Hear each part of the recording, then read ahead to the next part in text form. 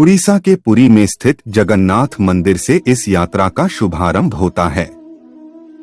इस रथ यात्रा के लिए कृष्ण, बलराम और बहन सुभद्रा तीनों का अलग अलग रथ तैयार किया जाता है।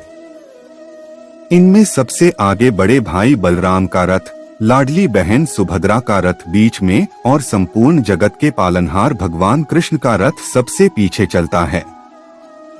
बलराम जी के रथ को तालध्वज कहते हैं और इसका रंग लाल और हरा होता है। बहन सुभद्रा के रथ को दर्पदलन कहा जाता है और यह काले व नीले रंग का होता है। वहीं भगवान कृष्ण के रथ को गरुड़ध्वज कहते हैं और इसका रंग लाल व पीला होता है।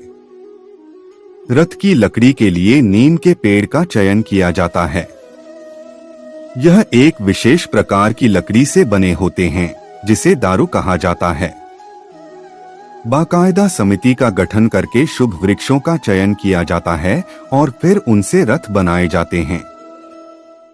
बताया जाता है कि रथ को बनाने में किसी प्रकार की कील या फिर अन्य कांटेदार चीजों का प्रयोग नहीं होता है। लकड़ा का चयन बसंत पंचमी तिथि से कर दिया जाता है और रथ का निर्माण अक्षय तृतीया के दिन से आरंभ होता है। भगवान जगन्नाथ, बहन सुभद्रा और बड़े भाई बलराम जी तीनों की मूर्तियों में किसी के हाथ, पैर और पंजे नहीं होते हैं। इसके पीछे भी एक पौराणिक कथा यह है कि प्राचीन काल में इन मूर्तियों को बनाने का काम विश्वकर्मा जी कर रहे थे।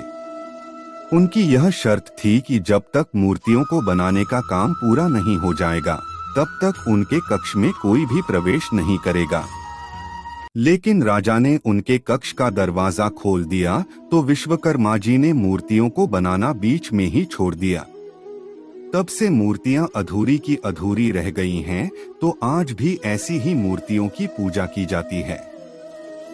जगन्नाथ जी का रथ 16 पहियों से बना होता है और इसे बनाने में 332 टुकड़ों का प्रयोग किया जाता है। इसकी ऊंचाई 45 फीट रखी जाती है। इस रथ का आकार बाकी दोनों रथों से बड़ा होता है। इनके रथ पर हनुमान जी और नृसिंह भगवान के प्रतीक चिन्ह अंकित रहते हैं। मूर्तियों को लेकर प्राचीन मान्यता यह चली आ रही है कि उनके निर्माण में अस्थियों का भी प्रयोग किया गया है। इनका निर्माण राजा नरेश इंद्रद्युम्न ने करवाया था। वह भगवान विष्णु के परम भक्त थे। मान्यता है कि राजा के सपने में आकर भगवान ने उन्हें मूर्तियों को बनाने का आदेश दिया था। सपने में उन्हें बताया कि श्री कृष्ण नदी में समा गए हैं और उनके विलाप में बलराम व सुभद्रा भी नदी में समा गए हैं। उनके शवों की अस्थियां नदी में पड़ी हुई हैं। भगवान के आदेश को मानकर राजा ने तीनों की अस्थियां नदी से बटोरी और मूर्तियों के निर्माण के वक्त प्रत्येक मूर्ति में थोड़ा थोड़ा अंश रख दिया। जगन्नाथ जी के मंदिर का निर्माण करीब 1000 साल पहले हुआ था और तब से हर 14 साल में यहाँ प्रतिमाएं बदल दी जाती हैं। मंदिर के बारे में ऐसा माना जाता है कि यहाँ पर लगा ध्वज सदैव विपरीत दिशा में लहराता है। ऐसा माना जाता है कि यहाँ दिन के समय हवा समुद्र से जमीन की तरफ आती है और शाम में इसके उलट दिशा में हवा बहती है।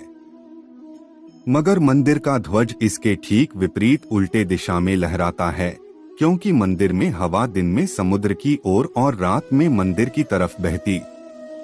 माना जाता है कि जो लोग भी सच्चे भाव से इस यात्रा में शामिल होते हैं, उनकी सारी मनोकामनाएं पूरी होती है।